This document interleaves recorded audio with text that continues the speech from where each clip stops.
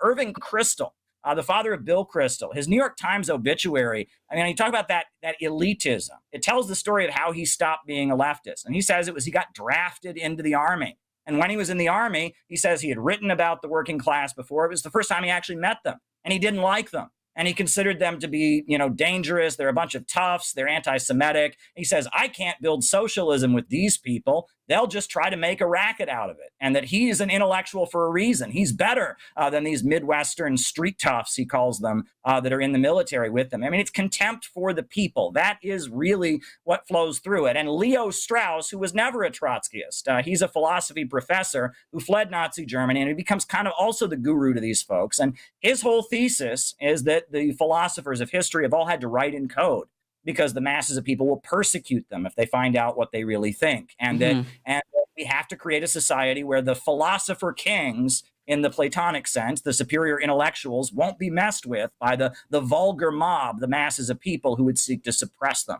That's the narrative, and that they equate Nazi Germany and the Soviet Union, and they see them both as expressions of excessive democracy. When ordinary people, stupid, ordinary rabble who aren't smart and intellectual, when we get involved in politics, we set up authoritarian regimes that threaten freedom. And so everything needs to be done to control the masses of people. And the noble lie, the idea that it's okay to lie to those masses of people because they just can't understand politics, right? They just can't understand it. So it's okay to manipulate and lie to them.